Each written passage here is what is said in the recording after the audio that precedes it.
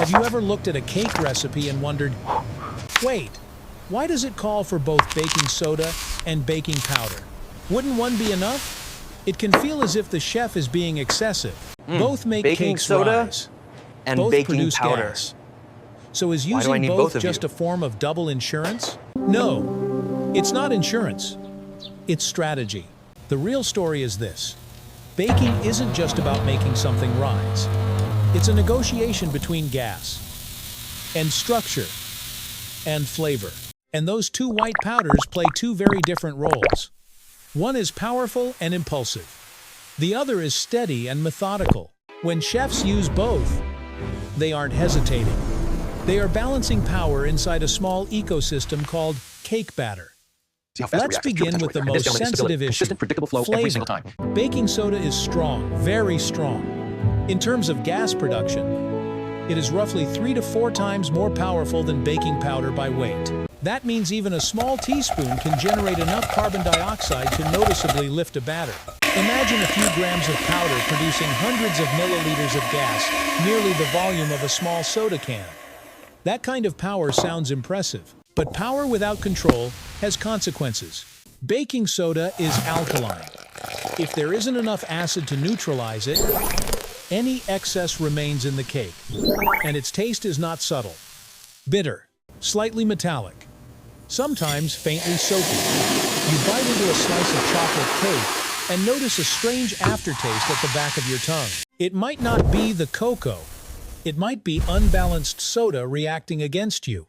So, when a recipe includes natural acids such as yogurt, buttermilk, molasses, or natural cocoa, chefs add just enough baking soda to neutralize that acidity. The reaction does more than create gas. It also adjusts the batter's pH. And when pH shifts, color shifts, natural cocoa tends to be slightly acidic. In a more alkaline environment created by baking soda, its brown color deepens and becomes richer. Chocolate cake appears darker and more intense. This isn't marketing magic. It's chemistry. A small pH change from around 6 to 7 or 8 can noticeably alter shade and tone, much like adjusting lighting in a photograph. But then another question arises. If baking soda already handles acidity and produces gas, why add baking powder at all? Because sometimes the recipe simply doesn't contain enough acid. Imagine you want a cake that rises tall and fluffy. The natural acids present are only sufficient to react with part of the baking soda. If you increase the soda to create more lift, you risk leaving alkaline residue behind and returning to that unwanted soapy taste. It's a frustrating cycle. This is where baking powder enters as an independent partner. It carries its own built-in acid. It manages its own reaction. It does not rely on what's already present in the recipe. Picture a construction team.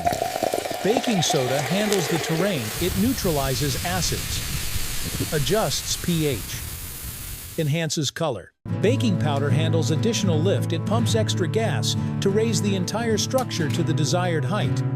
Two different responsibilities, two separate missions. When combined, they complement rather than compete with each other. There's another layer of logic. Deeper still, timing. Baking soda reacts immediately when it meets acid and liquid. Instantly, the moment you finish mixing, the reaction has begun. If you don't get the batter into the oven quickly, the gas can escape before the structure sets. Baking powder, especially the double-acting kind, releases gas in 2 stages. First, when it meets liquid. Second, when exposed to heat. So even if you take a few minutes to portion the batter into pans, a second wave of lift is waiting inside the oven. By combining soda and powder, chefs control both intensity and rhythm. An initial burst to create foundation bubbles. A second lift, as the temperature climbs to around 180 degrees Celsius, hot enough that touching a metal tray would make you pull your hand back instantly. At that point, proteins coagulate, starches gelatinize, and the expanding gases become trapped within a firm structure. This isn't improvisation. It's design. When you see a recipe calling for both leavening agents, it resembles a carefully composed piece of music. Baking soda adjusts tone and depth. Baking powder controls height and timing. Remove one, and the melody might still exist, but it won't feel complete.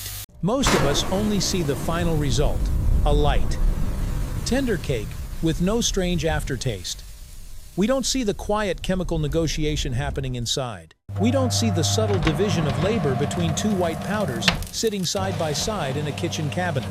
Perhaps next time you read a recipe that includes both, instead of thinking, why make it so complicated? You might smile a little, because behind that complexity lies a delicate balance between strength and control. And if you want to go further, exploring why one of these powders can clean surfaces and deodorize refrigerators, while the other is almost exclusively devoted to baking, we'll need to examine each character more closely. Sometimes, understanding the hidden logic inside a simple jar of white powder changes the way you see the entire kitchen.